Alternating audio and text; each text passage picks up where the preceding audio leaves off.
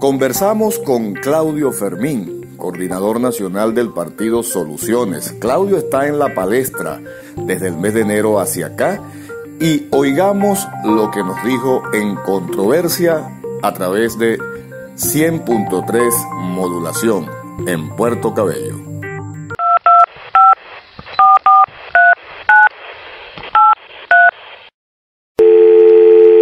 Claudio en los últimos días se ha vuelto, como el nombre del programa, se ha vuelto controversia porque a alguna gente no le gustan sus opiniones, otras lo apoyan.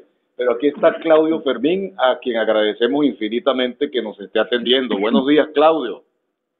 Bueno, muy buenos días. Buenos días para toda la audiencia y muchísimas gracias por este gesto de permitirme una conversación y poder opinar pues, sobre temas que a todos nos interesan en tan alto grado. Claudio, ha surgido una polémica, estás en la cresta de la ola por los dos últimos programas, sobre todo, que has hecho en Globovisión. Incluso una sobrina mía estaba viendo el último programa, acompañada de su madre, y cuando tú empezaste a hablar del que no te parecía, lo de Guaidó, los procedimientos, la niña le dijo a mi hermana: "Mamá, ¿qué será lo que quiere el negro?" Bueno, miren, yo quisiera poner cosas, digamos, en contexto. ¿Qué está ocurriendo en nuestro país? Que es algo que, claro, los adultos, que somos los contertulios de este programa, pues, porque los niños están en clase, pero los adultos que me oyen y que a diario, pues, vivimos la vida de verdad, la de carne y hueso, sabemos lo que está pasando. No hay transporte, ya los transportistas perdieron su fuente de trabajo, no hay alimentos, no hay medicina, no hay agua, no hay electricidad.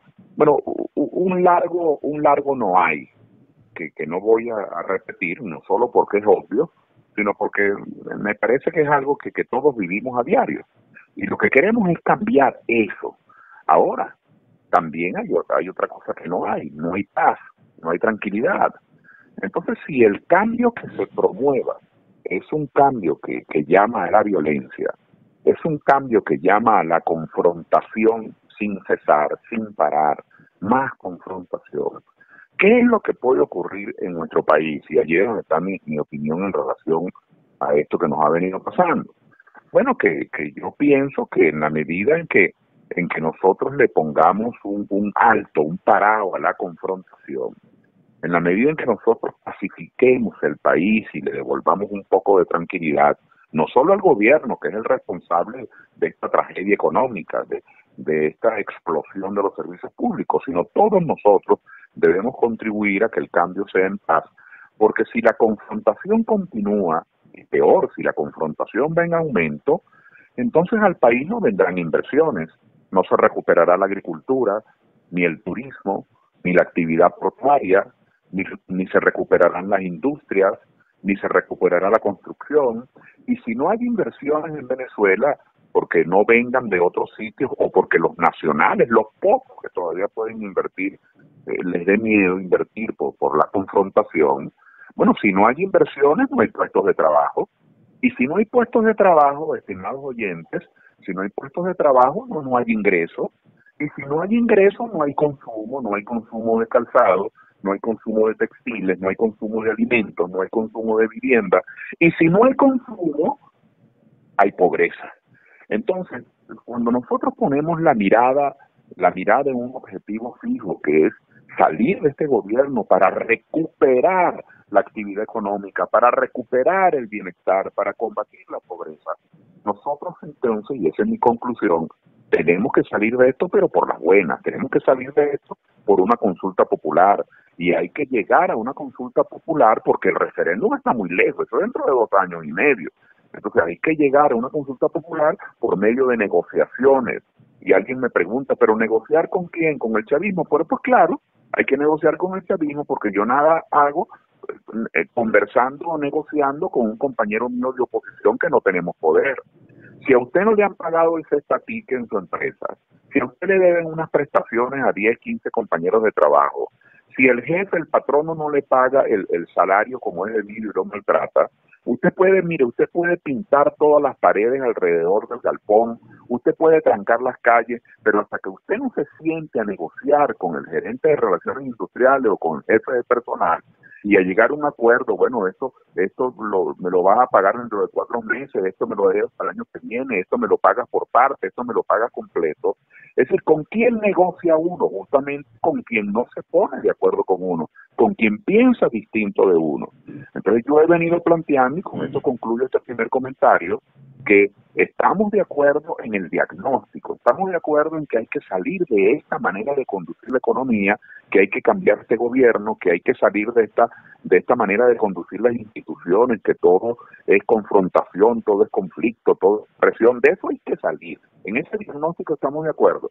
En lo que no estamos de acuerdo es en la receta, porque algunos están recetando arsénico, algunos están queriendo echarle más fuego, más gasolina al fuego. Entonces yo creo que esa no es la salida. Por eso nosotros planteamos en Soluciones para Venezuela, que es la organización a la que yo pertenezco, nosotros hemos venido planteando, no solo allá en Carabobo, sino en todo el país, que nosotros queremos en primer lugar que se respete la economía.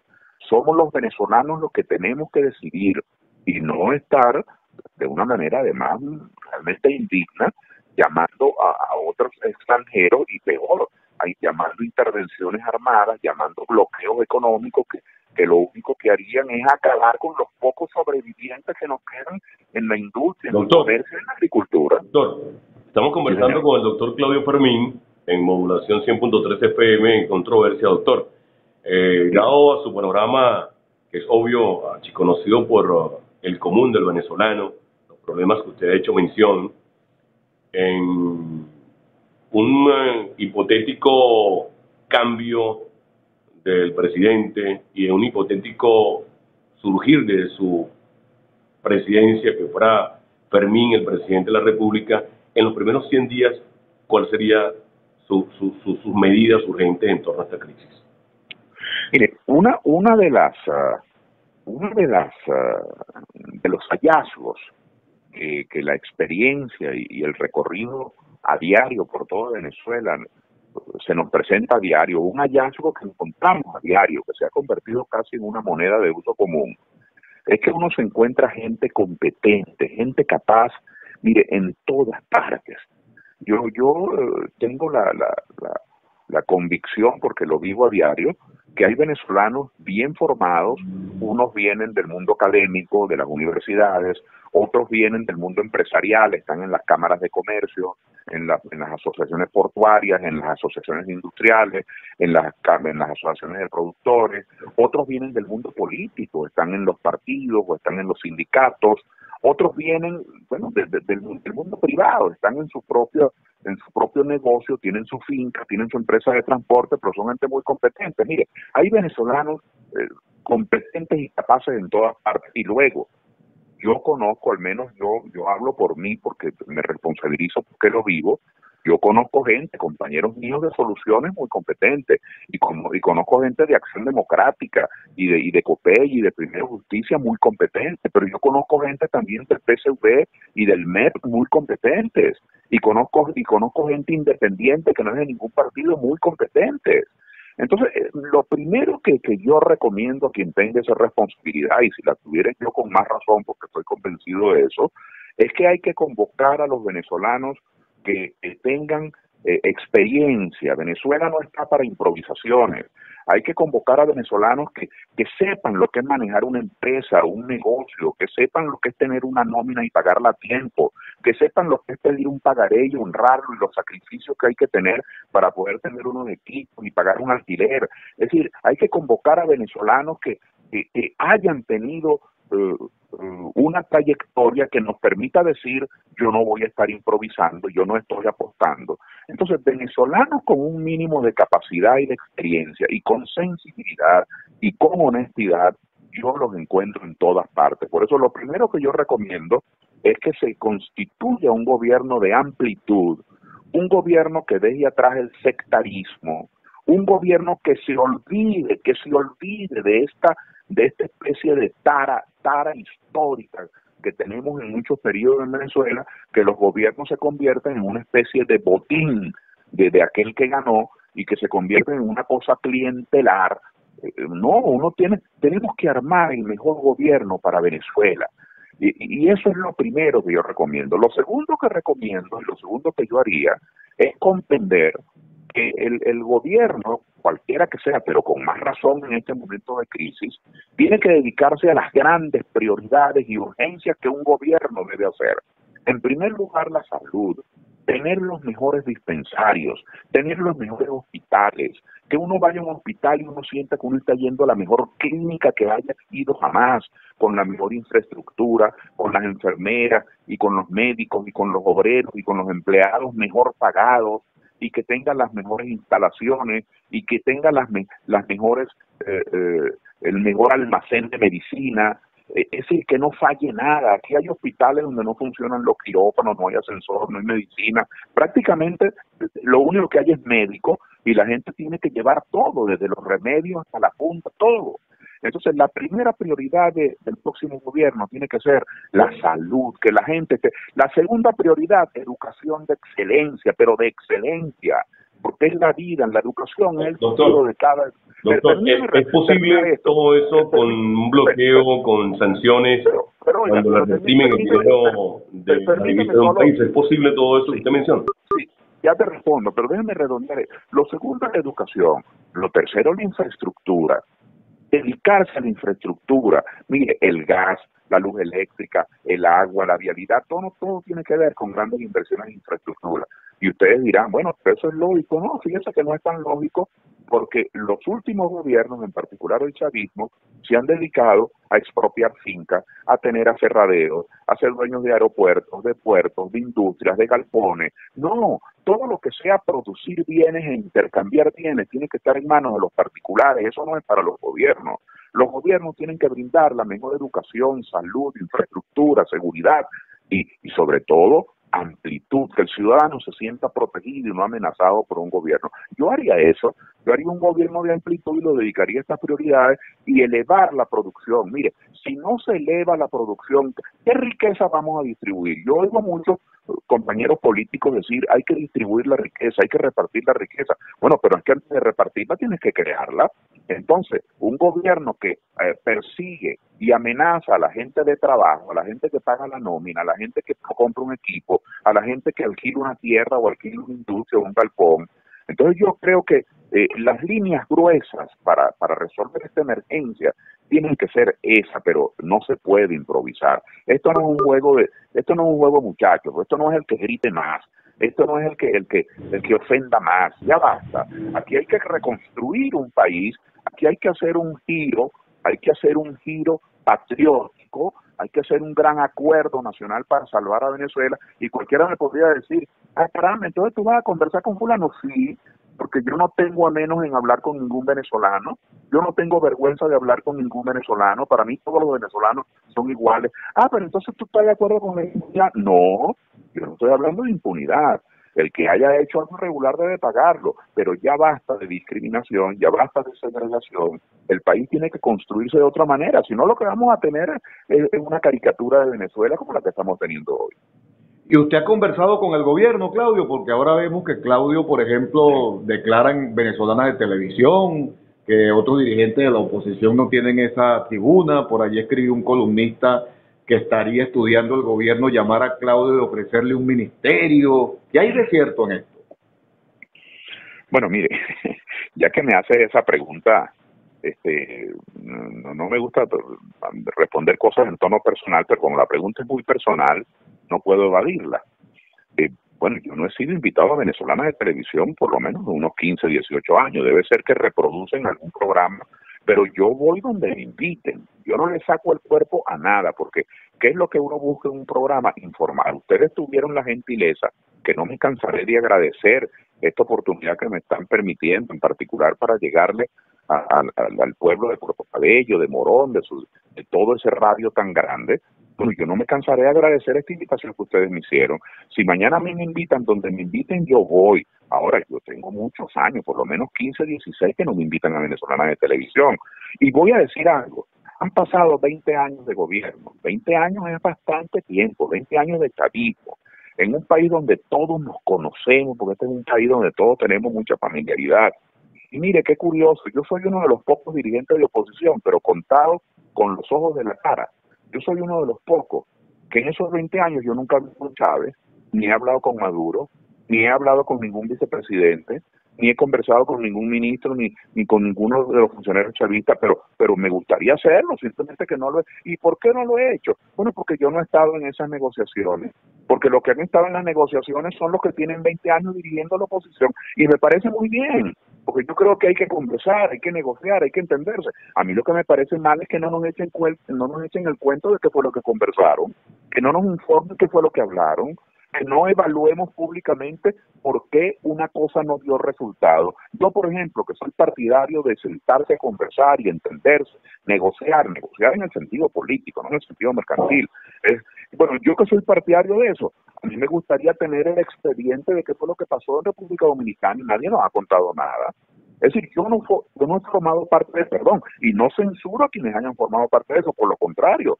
Me alegro cuando veo que hay venezolanos que se sientan en una mesa a ver si pueden por las buenas, civilizadamente, dirimir sus diferencias. Ahora, lamento que no nos informen qué fue lo que hablaron, pero yo sí soy de acuerdo, completamente de acuerdo, en que los venezolanos tenemos que sentarnos de manera civilizada, de manera pacífica, a tratar de llegar a unos acuerdos. El camino no puede ser la barbarie, el camino no puede ser el exterminio del contrario. ¿Qué es eso?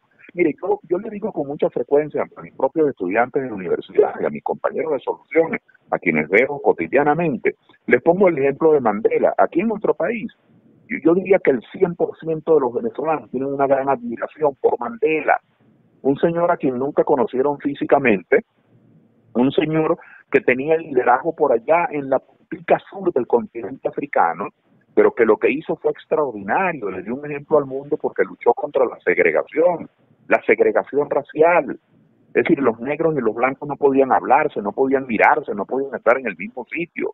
Había discriminación y explotación de unos por los otros. Bueno, aquí en Venezuela yo quiero denunciar en este programa de ustedes que aquí hay dirigentes políticos que en vez de dedicarse a construir un país, se dedican a destruirlo. Aquí hay gente de oposición que consideran unos traidores, unos herejes, si una persona de sus partidos conversa con algún chavista, como si fuera a conversar con el diablo. Y aquí hay chavistas que consideran traidores a la patria si alguno de sus militantes conversa con alguien de oposición. ¿Usted cree que con esa cultura segregacionista se puede construir una nación? Chicos, si nuestros muchachos van a los mismos liceos, nuestras mujeres hacen mercado en la misma pescadería, nosotros nos vemos en el mismo terminal de pasajeros y nos encontramos en la plaza. Nosotros necesitamos un gobierno que nos trate a todos por igual y no un gobierno que siga discriminando y que siga armando roscas y que siga siendo sectario como es este. Por eso es que yo sí estoy de acuerdo con el entendimiento y algunos me dicen, caramba, Claudio, pero es que ellos no son demócratas. Y yo les digo, bueno, ellos no, pero nosotros sí. Uno tiene que luchar con las herramientas que uno cree, con las herramientas en las que uno predica.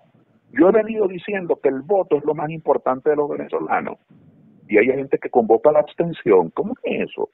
Hay gente que convoca la abstención con el argumento de que quieren más garantías electorales. Yo también quiero mejores garantías electorales, yo también las quiero y quiero cambiar al CNE. Yo quiero que defendamos el voto. Ahora no me decir que la mejor manera de defender el voto es renunciar al voto. Fíjense qué contradicción. Dicen que están defendiendo al voto y renuncian a él. No, uno tiene que seguir luchando por las garantías electorales, pero ¿cómo vas a renunciar al voto si esa es la única herramienta que tú tienes? A menos que tú declares que tu herramienta es la violencia, que tu herramienta es la muerte, que tu herramienta son los golpes de Estado, o como están diciendo ahora. Yo escucho compañeros de oposición casi que rogar de rodillas, que aumenten las presiones. Ustedes saben qué barbaridad es esa. Es decir, que los pocos sobrevivientes que quedan en las empresas de transporte, en la pesca, en la agricultura, en la industria, los pocos sobrevivientes de esta debacle económica, entonces hay venezolanos que quieren más presiones, es decir, que quieren a nuestros pocos empresarios. Eso es una barbaridad. Entonces yo llamo a la sindéresis, yo llamo al sentido común. Por supuesto que queremos salir de esto, pero Claudio, vamos a salir de esto. Claudio, tú sabes que en este clima de bipolarización en el que está el país, alguna gente cuando te escucha hablar así piensa, no nada, Claudio Fermín se cuadró con el gobierno. ¿No es así, Claudio? Bueno, mira, ahí por supuesto que la política es muy compleja. Ahora, si usted la pone en manos de elementales, en manos de gente que ven las cosas en blanco, negro, yo por ejemplo, repito, yo tengo 20 años haciéndole oposición al gobierno. Ahora yo le hago oposición a mi manera. Yo le hago oposición de la manera como me educaron mis padres, de la manera como yo aprendí en la escuela, de la manera como yo aprendí en mi viejo partido, Acción Democrática, de la manera como son mis valores.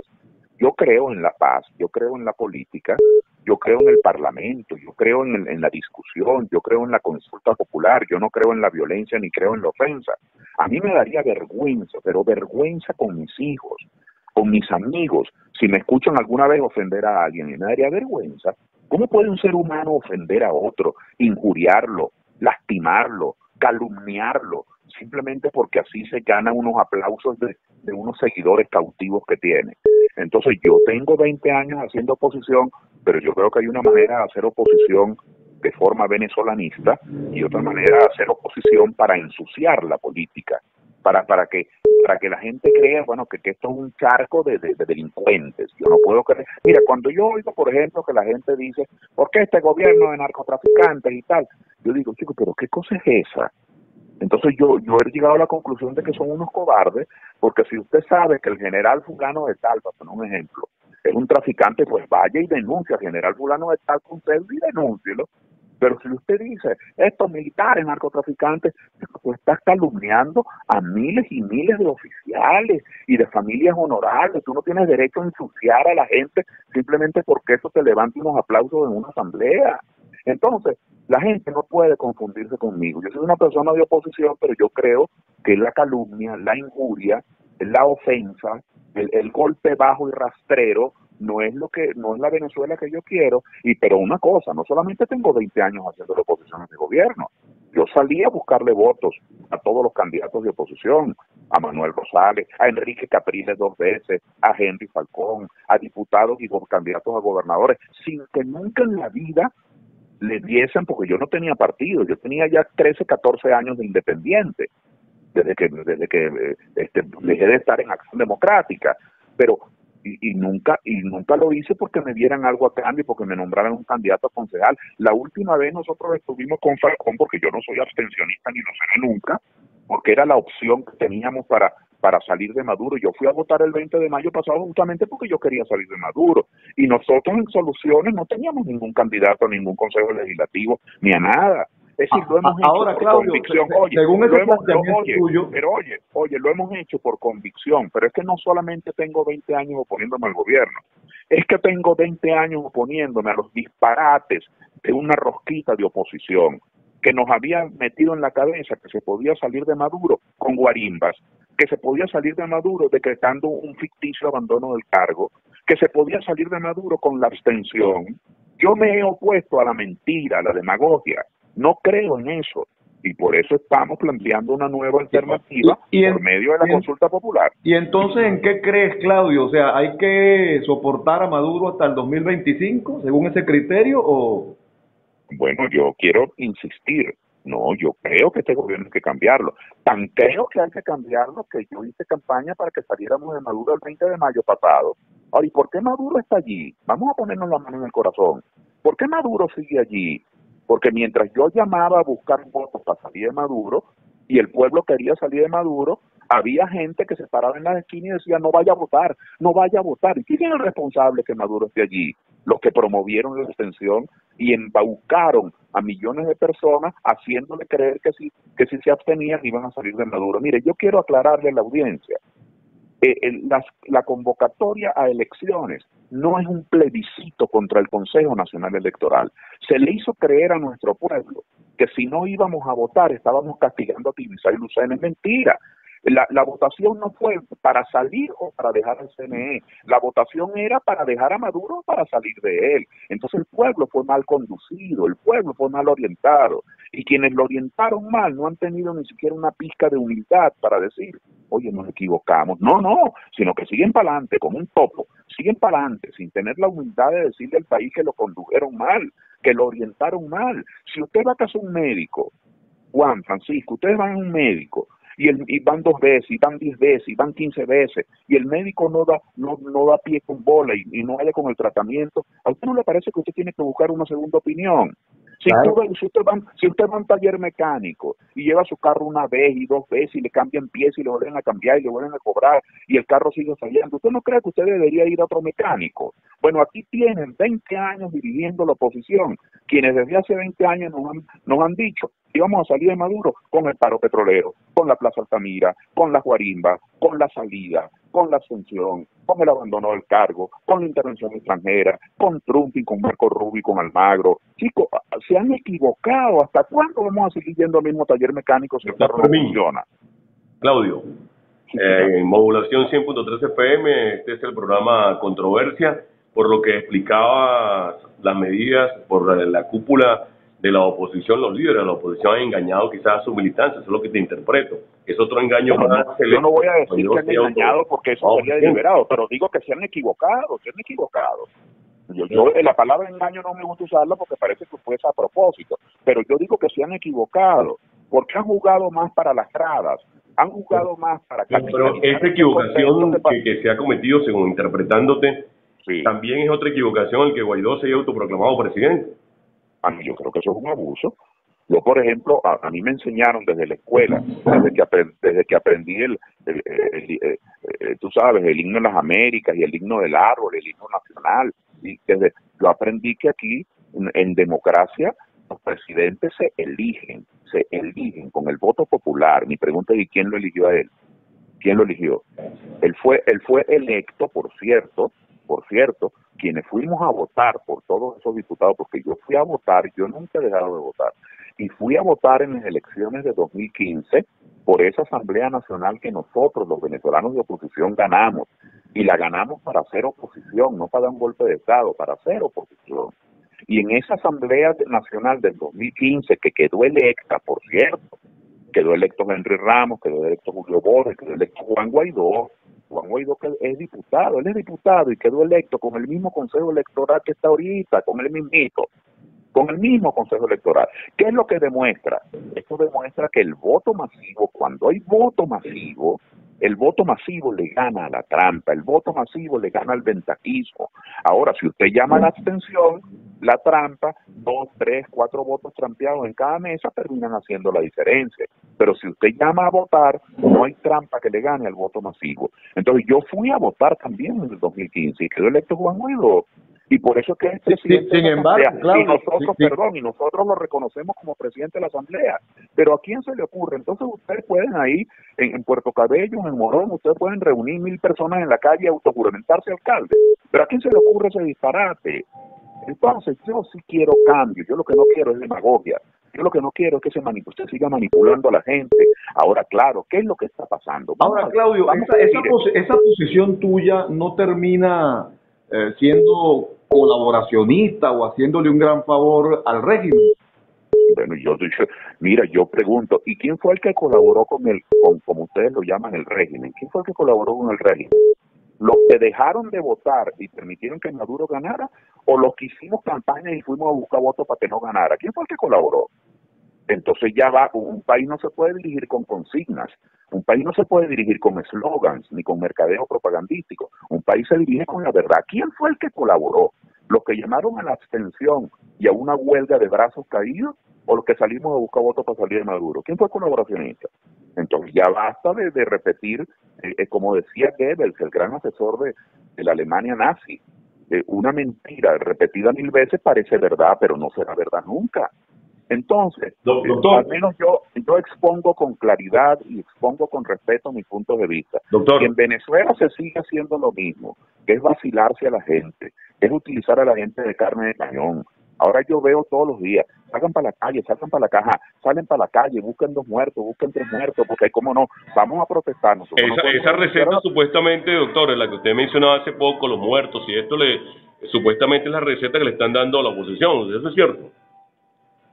Bueno, yo creo que si usted aumenta la confrontación, si usted protesta en un gobierno democrático, si usted protesta en un gobierno donde se respete la paz, bueno, no pasa nada. Ahora, si usted sabe que hay colectivos, si usted sabe que hay planes, si usted sabe que hay represión, y usted solamente llama a la protesta y a la protesta, usted está llamando al diablo.